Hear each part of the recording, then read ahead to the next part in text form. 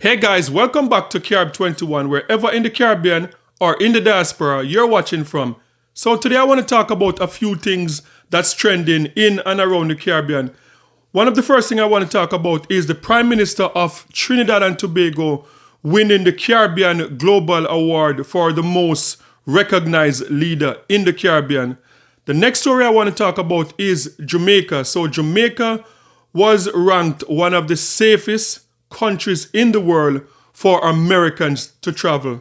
And the final story I want to talk about is continuing with the Vybz Kartel, the aftermath of the Vybz Kartel concert that was held in Trinidad and Tobago. And we all know how that ended up. Vybz Kartel withdrew from the concert. And so a promoter in Trinidad and Tobago is now speaking up about that. So these are the three things that I want to talk about today. So let's talk about it.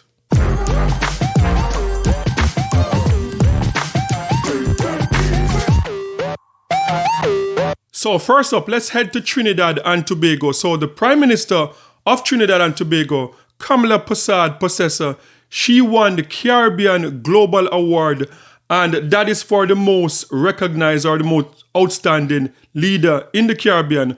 And this was reported yesterday by TTT News in Trinidad and Tobago. So let's take a look. Prime Minister Kamala Possessor has been named the 2025 People's Choice winner at the Caribbean Global Awards, topping a field of 58 regional leaders in a public vote. Prime Minister Possessor secured 3,850 votes, the highest overall, surpassing high-profile nominees including St. Vincent's Ralph Gonsalves, Barbados' Mia Motley, Guyana's Dr. Irfan Ali, and Jamaica's Andrew Holness. The voting process was entirely public, and the results were audited and validated by a 15-member panel of independent judges and observers from across the region and beyond. The Caribbean Global Awards ceremony is set to take place in London on September 27th. Okay, so that was a report coming out of Trinidad and Tobago, courtesy of TTT News. So sound off in the comment section and let me know your thoughts. Do you think that she was deserving of this award? And I believe that this is something similar to like the People's Magazine or the Time Magazine Person of the Year that they do in America. And I can see why she would have won this because of her story. She was a former prime minister. She lost, and 10 years later, she won again. And she's been very active so far. And she has been pretty much in the media since her victory a few months ago. So she's all over the media. She's a busy woman, that's for sure. So I can see why they would have given it to her. And I know that mentioned was the Prime Minister of Jamaica and the Prime Minister of St. Vincent and the Grenadines, and also the President of Guyana. Those were mentioned that she was up against, along with about 50 other leaders, I think business leaders and political leaders in the Caribbean, and she won. So me personally, I think that well-deserved, and I hope that she will be very successful in everything that she do in Trinidad and Tobago. And as we all know that Trinidad and Tobago have been going through a lot in recent years in terms of financial crisis and the foreign exchange crisis and all of that. So I hope that she can, steer the ship into the right direction and Trinidad can go back to being that super powerhouse within the Caribbean. So just sound off in the comment section and let me know your thoughts about this. And the next one I'm going to talk about is Jamaica. So yes, I saw this article that stated that Jamaica was one of the countries that was voted or was recognized as one of the safest country in the world for Americans to visit.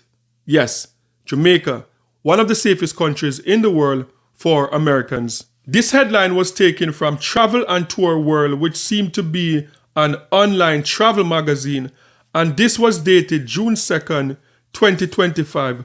And it states, Jamaica joined with Iceland, Japan, New Zealand, Switzerland, Denmark, Norway in becoming safest countries to visit for any US tourists. Now American travelers can plan for this Caribbean destination. And I know not everyone pays attention to travel advisory or to these type of articles. Some people, when they're traveling, they just book their ticket and they travel. If they see a nice ad advertising the country, one of the hotel, whether it's Sandals Hotel or whichever hotel it is in the island, they will just travel and they're not thinking about any travel advisory or any of these. But hopefully this will help because Jamaica is down so far in terms of tourism. And just take a look at these numbers and we're looking at the month of March in particular for the USA. So we look at March and we see March 2023 and we see the total number at 204,029, and we look to March 2024 and we see 205,791, and then look to March 2025 and look, it is down by a lot, I would say. And I would think that is because of the hostility with what is going on in America with the tariffs from the Trump administration. So hopefully an article like this could help with tourism and that it would pick up in the summer in Jamaica and going into the end of the year. So, but as I said, a lot of people don't really pay attention to this. So I guess time will tell. Okay, that was the information, and you saw the countries that Jamaica lined up with to be some of the safest countries in the world for Americans to travel. And I know that a lot of people, in terms of travel advisory, especially from America, a lot of people take this travel advisory with a grain of salt because over the years, people have alluded to that this travel advisory seemed to be something that's used to weaponize traveling to certain countries. Like if you have a disagreement with the country, then we would see like America putting on travel advisory. So a lot of people don't really pay the travel advisory any mind. So I don't know if this gives you any more comfort if you're planning to go to Jamaica. I know that Jamaica, I've seen like a reduction in crime, 35% so far this year, which is amazing. And I believe that if Jamaica continue in this direction, that sky's the limit, especially in terms of tourism, because Jamaica is really one of those hotspots where people just want to go. People just, they're having fun all the time. And it's a big deal, the Jamaica tourism business. So there are few people that said, you know what, we're not going to chance it because of what we hear on the news all the time.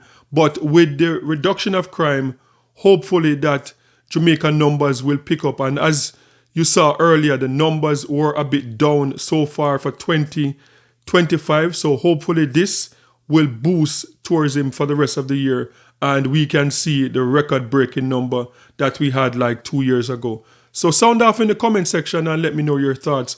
Does this make you feel any more comfortable to travel to Jamaica, or you're one of those person that you don't really follow travel advisory? You know Jamaica there's crime there, but when you go to enjoy yourself as a tourist, you are not going to be affected. Let me know in the comment section. Okay, so next up, we're still talking about the aftermath of the Vybz Kartel concert that was scheduled for Trinidad and Tobago, and Vybz Kartel backed out last minute. The One Caribbean Music Festival, we're still seeing the aftermath, and I think that this thing is going to drag on for maybe months to come. We're still going to be hearing about this with the investigation that the government said that they are interested in investigating the foreign exchange that's attached to this cartel being paid out and a lot of the other entertainers being paid out. So I believe that this is going to be very interesting going forward. But a promoter and a former head of the Entertainment Federation in Trinidad and Tobago now is coming out to speak up about this, what took place with not just Vybz Kartel not coming to Trinidad and Tobago, but apparently like Keisha Cole and some other artists that were disgruntled with this concert and before, and the impact that this could have on Trinidad and Tobago entertainment sector. So this is what the promoter and the former head of the entertainment fraternity in Trinidad and Tobago had to say. So a couple of media houses and people on social media have been reaching out for a comment from me as the president of the Trinidad and Tobago Promoters Association on the whole Vibes Cartel issue, right? However, I am actually not the president of the Trinidad and Tobago Promoters Association. I have not been for the past more than a year now. Last year when we had elections, I did not put myself back up for election because I served 2 back-to-back terms, and 1, I wanted to give someone else an opportunity to hold the post, and 2, I wanted to more focus on my career because giving 4 years of my life to the TTPA was great, and it was a labor of love. It was something I was doing to help to better the industry itself, the entertainment industry. No, it is not a paid position. It is a position of service, and me being someone who loves my country and loving the entertainment industry and the culture of Trinidad and Tobago, I wanted to give back. So that being said, I am not able to comment on the Vibes Cartel issue as the Promoters Association president, but I will give my personal opinion on it. Me being an entertainer, an artist, the past Promoters Association president, and an event producer myself, this is my personal opinion. 1, I empathize with the patrons. That's who I would start with first in this entire thing, because a lot of the patrons were excited to see Vibes Cartel after such a long period of time. He has not been to Trinidad and Tobago. They were excited for the show. He was the headliner, so people going there, they definitely would have been disappointed on it. In terms of the issue of refunds, now I don't know what is the refund policy of the promoter. However, what I could say on that is if they are issuing refunds or partial refunds, it's going to be difficult for those of you who would have bought physical tickets to get a refund, because how are you going to prove that you actually bought that ticket? So that is on that issue.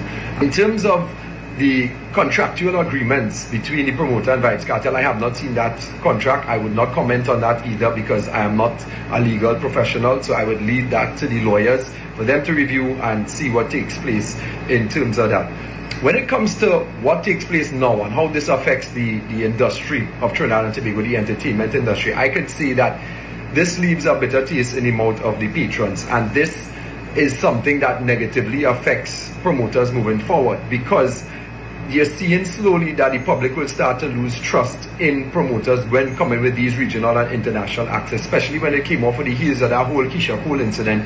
Now with this Vibes Cartel thing, you will find that patrons may be a bit skeptical in going to future events. So we're hoping that that does not happen, and that I want to say we have a lot of capable promoters here in Trinidad and Tobago. We have hosted numerous international acts, numerous international concerts, and they were well received by the patrons. So I would ask the public not to lose confidence in Trinidad and Tobago promoters, because they are capable and they do this all the time. The international acts now, it would also put some skepticism in their minds as to, well, boy, Keisha Cole went there and it was a drama. Vibes Cartel went there and it was a drama. And that's what we don't want to put out there in the international domain, where people having doubt about coming to Trinidad and Tobago for concerts. So I would definitely say we are guaranteeing them, international acts, that Trinidad and Tobago is a safe place to have your concerts, to come to Trinidad and Tobago to do it. The people, most of the concerts that you would see with international or regional acts, they ram out and people come there and they have a good time. So in terms of advice moving forward on the promotions and to the promoters, make sure you have contracts in place, make sure you have a legal representation there to review these things, to make sure and cross your T's, dot your I's, and have everything in place. To the patrons, let's give the promoters their support. This is not a joke and a side hustle for most promoters. You would see that we have an entertainment industry here in Trinidad and Tobago, and most of these promoters mind their families from this thing, and this is a legitimate business for them. So as my piece on this whole thing, it was very sad because I myself, I'm a Vibes Cartel fan in terms of his music, and I was looking forward to the concert. So it was very, very disheartening to see that this whole thing unfolded, and I'm hoping that he does return to TNT and has a proper concert, and that the patrons can go out and enjoy his. Okay guys, so let me know what you think about everything that he said, and do you think that it is a good idea? Do you think that is smart for Vibes Cartel to reschedule a concert in Trinidad and Tobago anytime soon, whether it's this year or next year? Do you think that that is a good idea for Vibes Cartel? Because apparently there's a lot of people in Trinidad that really wanted to see Vibes Cartel, and people that went to the show and they were disappointed. They already bought their tickets. Do you think that Vibes Cartel should work with another promoter and to go back to Trinidad and Tobago to perform, or do you think that that is not a good idea? Sound off in the comment section and let me know your thoughts on that. And don't forget to like, share, and subscribe for more amazing content. And remember, peace. I'm out.